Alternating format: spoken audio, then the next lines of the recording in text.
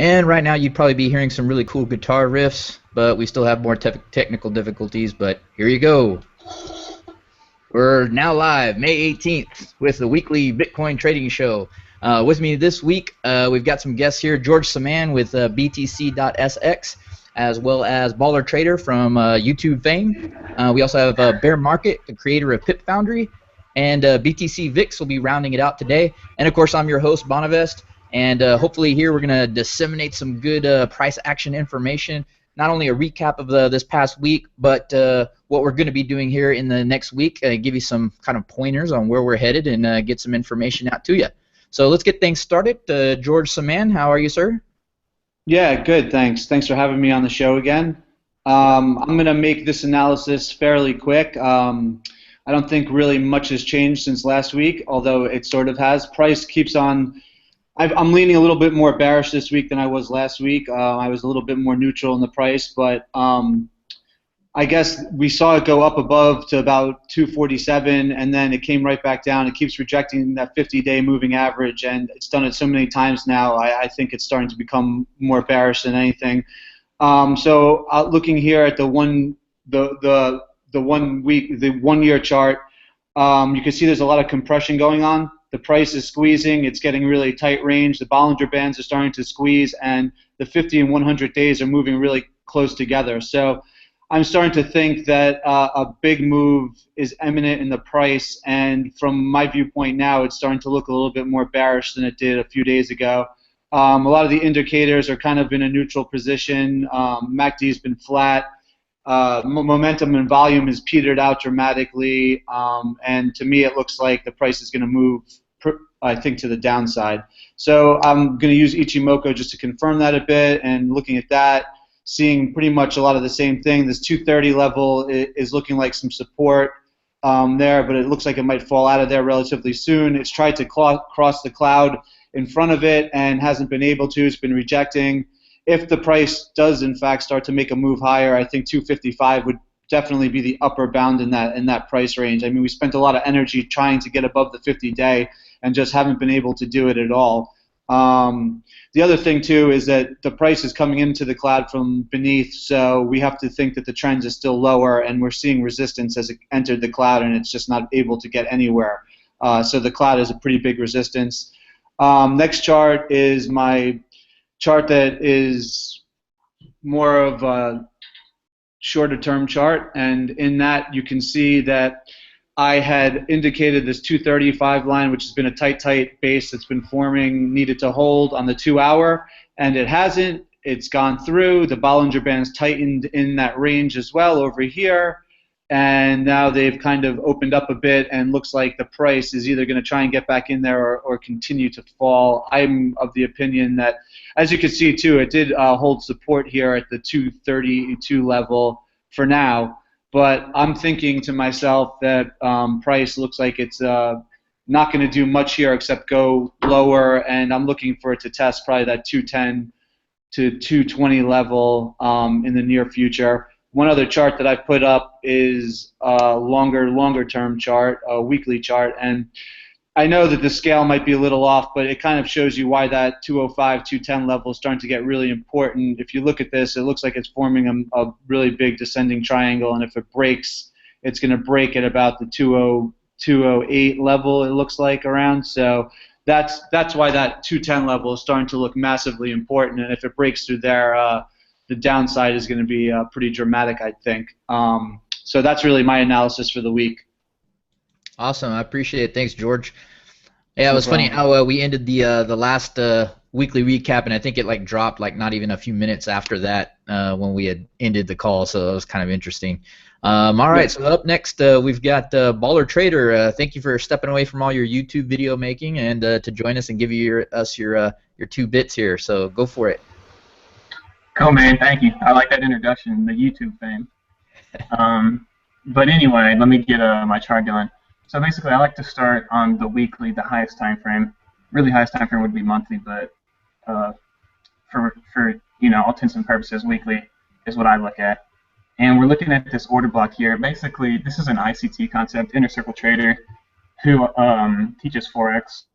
that I study a lot, and the premise behind it is that smart money trades in such large quantities that it can't simply sell if it wants to sell. It needs liquidity to sell, and it finds liquidity when other people are buying. So in this green candle, the smart money, or the market makers, or whatever is driving the market, they're going to be selling. And so when we get back to that level, it's going to be significant. So if there are sellers here, we can kind of see how the market totally respected that level.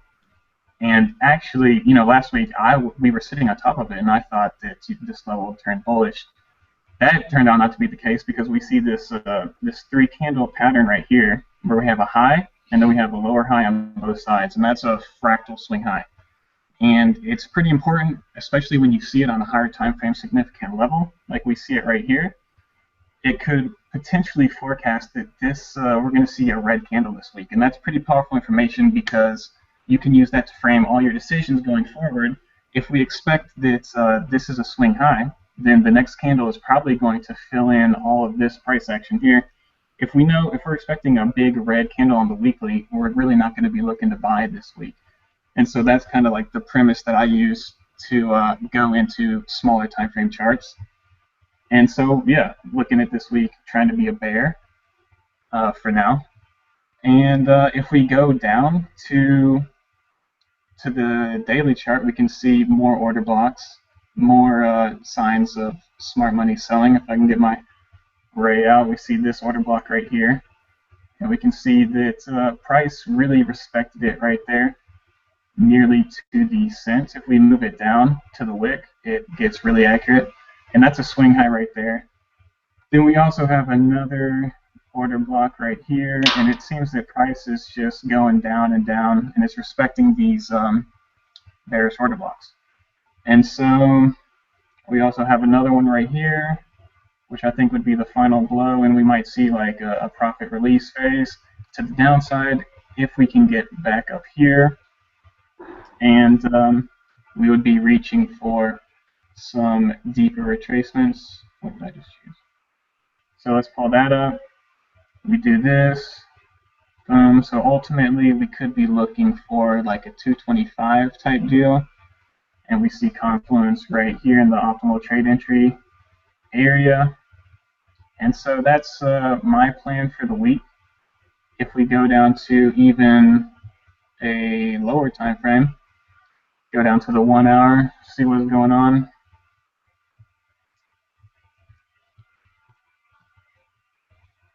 So this is kind of like the market maker profile, which I've been talking a lot about recently.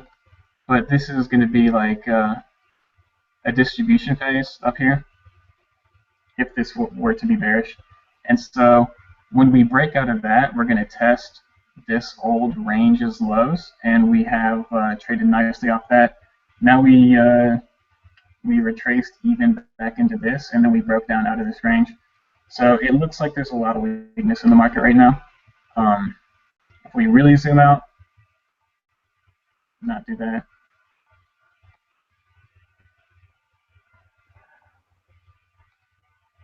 But yeah, if we really zoom out,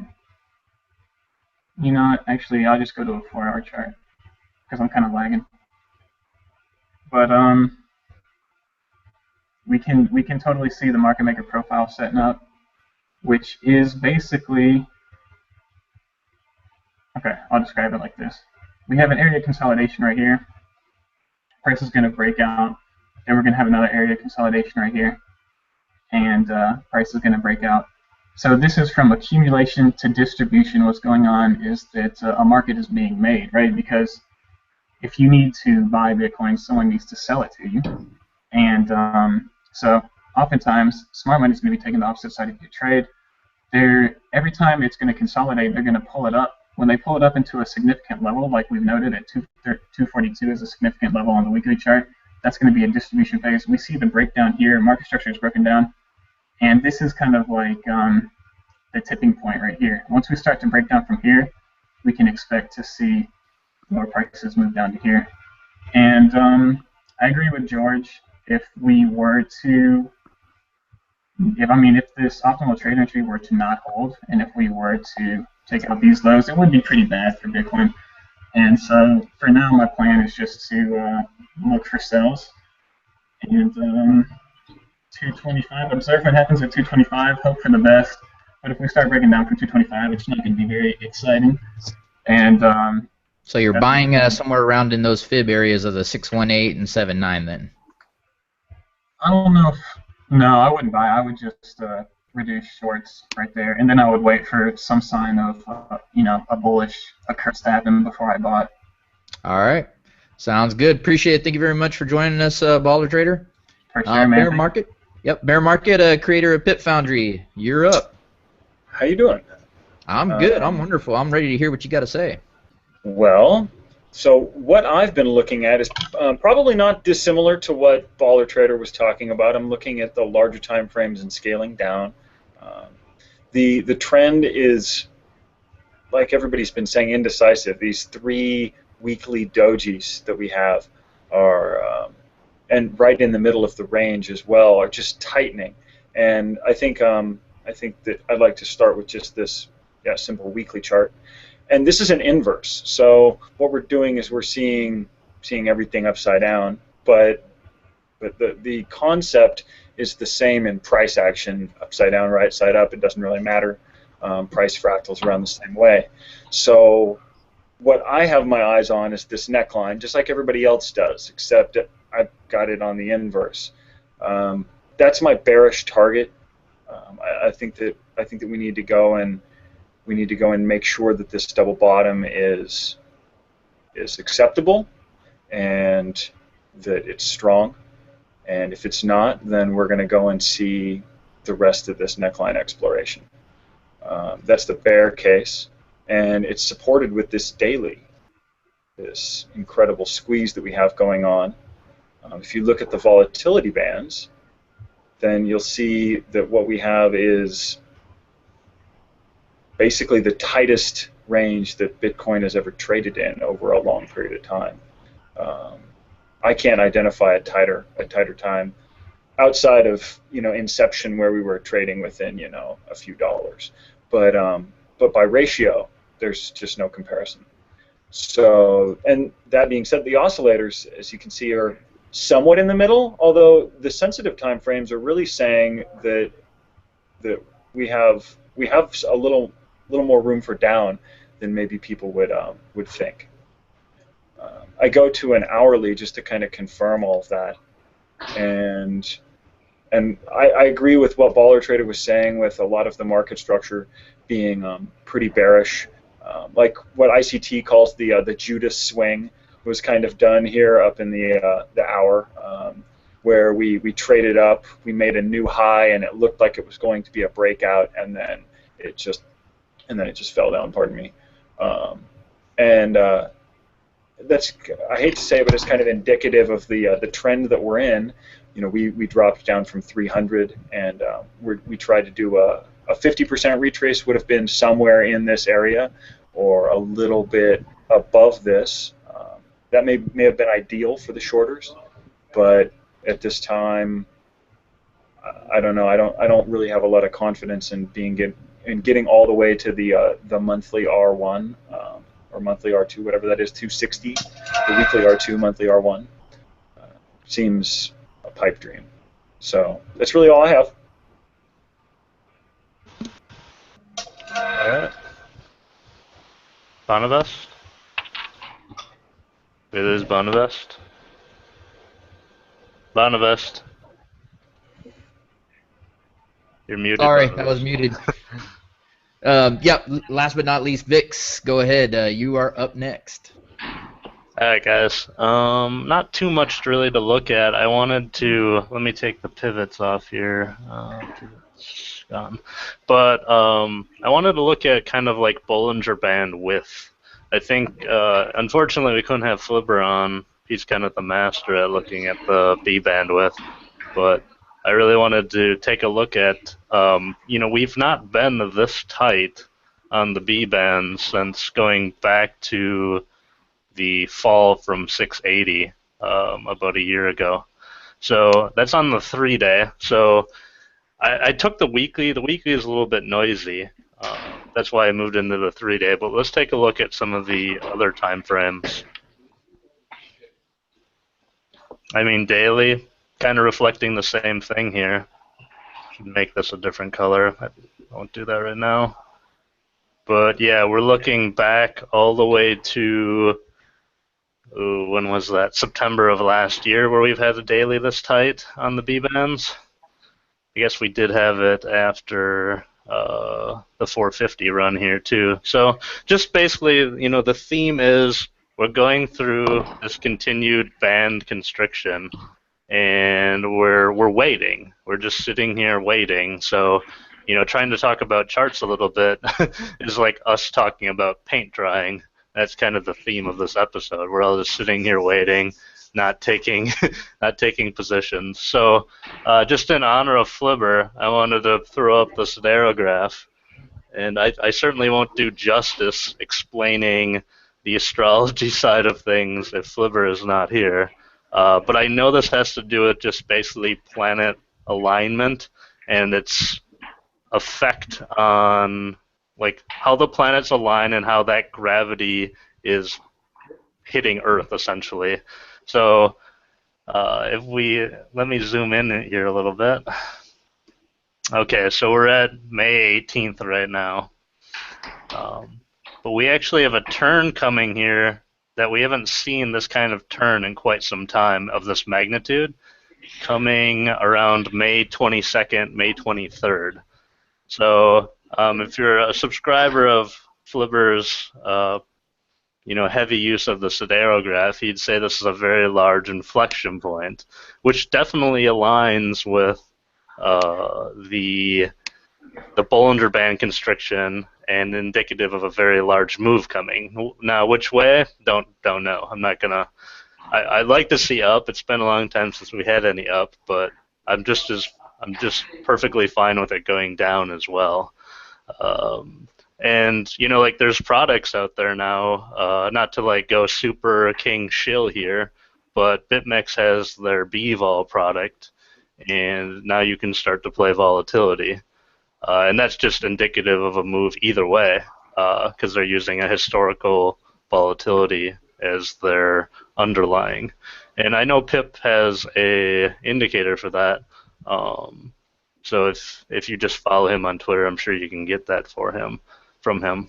I do. There's not a lot of volume there, so I'm just sitting here waiting. I don't know if anyone else is in a trade, so I'm just watching paint dry, and that's all I have. All right, sounds good, Vix. Appreciate sharing, and also sharing what Flibber might have added if he was here. All right, guys. In honor of Flibber. I'm going to open it up here for final comments before we wrap this week's episode up. Any last comments on any of the other people's charts? I just would like, it's George, by the way, I'd just like to say that, yeah, I think it's interesting that we're all looking at this tight squeeze, and I'm just interested from the viewpoint of not only are we getting a squeeze in the price action and in the Bollinger Bands, but like I said before, all the moving averages are kind of starting to lay on top of each other, so it's really could be a fairly explosive move one way or the other. And one other thing that I'd add is kind of like what BT Vix was talking about last week, and it's the US dollar. And I'll just share a screen real quick on that. I have a little chart that I put up, and it looks like, can you see it? Yeah, it's up now. Yeah, I think we might be getting a bottom-ish in here. If you look at the RSI, it looks like it probably had a triple bottom, and I think it's pretty obvious US dollar and Bitcoin kind of are inversely correlated, so that could also provide a little more weakness, especially if it's a fairly strong move. But yeah, that's all I really have. I was just gonna add that we hear a lot of talk of, you know, just kind of from a little bit of a macro perspective. We hear a lot about like Gemini and all this stuff. I don't want to go down the path of speculation, but on those exchanges directly and their impact on the market. But you know, one of the greatest things that would be for a rally is for Bitcoin to start going up, because it gets, you know, there's a a positive feedback loop there as Bitcoin price starts to rally, and it'll continue to get more and more violent. So I think that's the biggest key to a good summer rally this time, is to see price action start to get a good bid in it, and for people that otherwise thought Bitcoin was dead, for it to rise from the grave again, because it's been basically a lifeless body laying on the floor right now. Yeah, that's also been one of the bigger problems with it too. I mean, there's been so much good news, and the good news is just getting discounted. So the good news needs to start being good news again. And I think we need to test some levels lower and make sure that that's solid footing. And then I think the news has been really good. I mean, there's been no scams for a while, so at least not that I know of. And the positive news is obviously out there. I mean, everyone who's here knows what it is, and it's only getting better. So it's only a matter of time, really, hopefully, before price starts taking its toll, taking its lead from the news. But right now, it just wants to go down, it looks like. All right. Anyone else? Got about 2 minutes here. All right. Well, we're going to wrap it up for this week's episode then. Appreciate you guys joining us. I apologize for some of the technical difficulties if you're trying to watch us live this week. We'll try to work those out during this week and have the cool intro, outro music going. But for right now, thank you for watching, and we'll catch you on next week. Awesome guitar riff right now. You're listening to it, and you love it. Dude, I can play guitar.